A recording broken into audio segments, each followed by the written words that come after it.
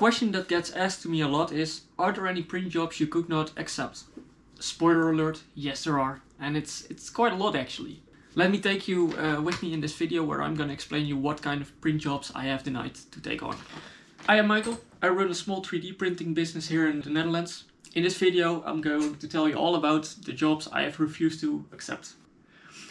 Since it's quite a topic to talk about and there's quite a few examples, I'm gonna split this up in a few different categories. The first category is gonna be weapon parts. The second category is gonna be food related items.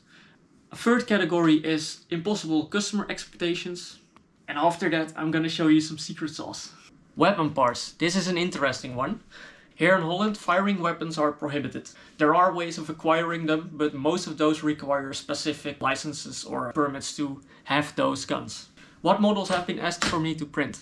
I've been asked to print the Liberator once. I think every 3D printing enthusiast has seen that one at some point. And I've also been asked to print a few of the replicas of the better known weapons. For me, I've chosen to not print those guns for the possible customer, simply because I don't want my name to be linked to any possible crime that could have been related to that gun or that replica of that gun. I draw the line at printing cosplay items, Nerf accessories or airsoft accessories.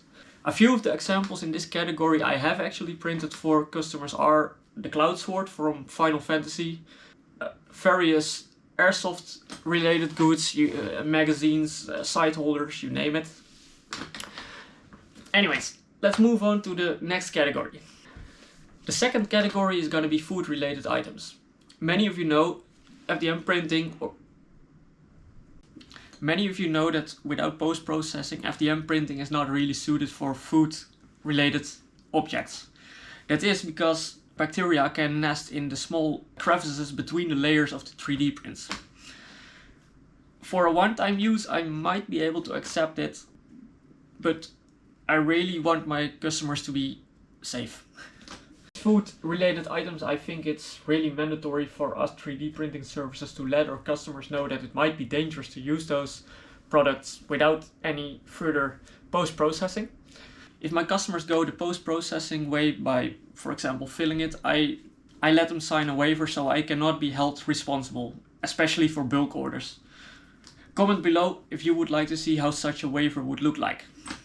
A few examples I have actually printed for customers are clips where an object you could fit on a Coke can, for example, to close it off while it's in your bag. It basically is a keychain item that has been invented by some scholars doing a youth entrepreneurship program while at high school. Another example is measuring cups. I tell my customers to only use that with dry goods like sugar or flour maybe. Cookie cutters, of course, who doesn't know them?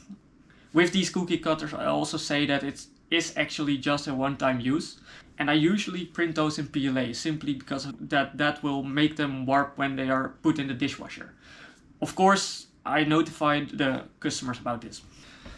And I think I even 3D printed a plate at one point, but I don't recall. But I am pretty sure that was a show item actually, so that would not be in contact with real food and the issues would be a lot less, of course.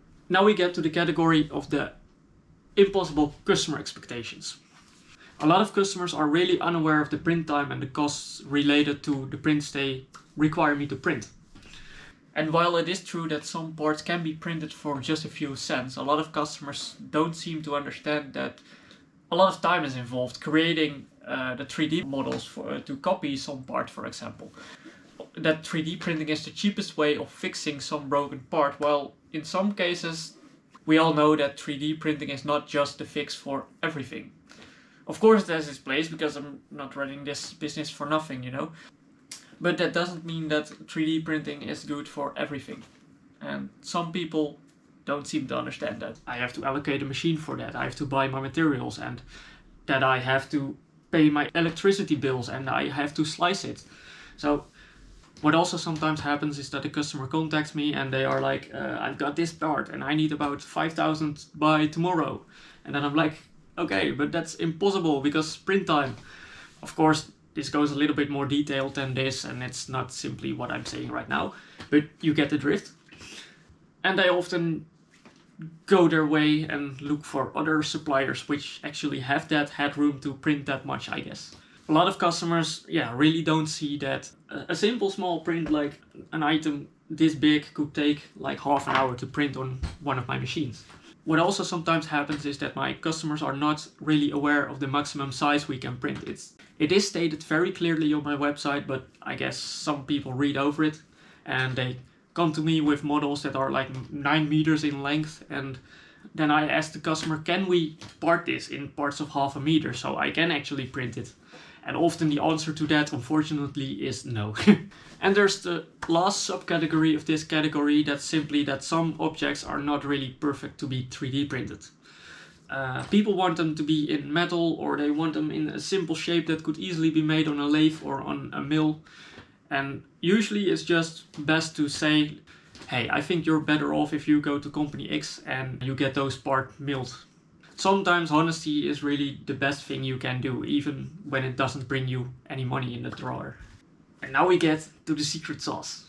A few of the projects I have declined are because of hygiene or because of bizarreness or a mix of those two.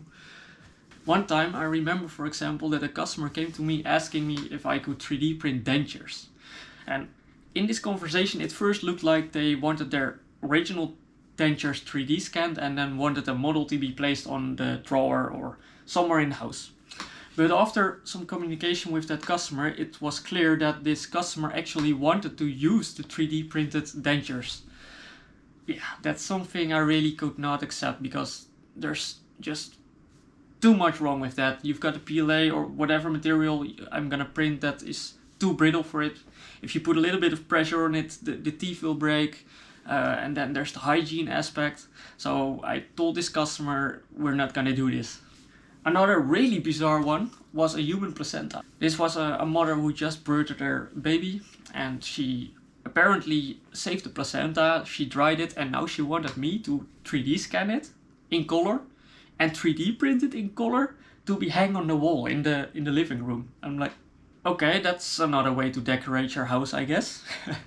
I've also been asked once to 3D scan and 3D print a real fish. 3D scan the real fish and 3D print a replica, of course. The fish in question, I don't really remember what kind of fish it was, but I remember that the picture I saw, it was a fish with quite a large beak and with really nice teeth. But I simply did not want to have my office over here smell like fish for the next near future. So I declined that offer too. If this video made you glad that you never had to deal with a 3D scan request for a placenta, hit the like button. I have a feeling that these examples are not even the most bizarre or extreme ones.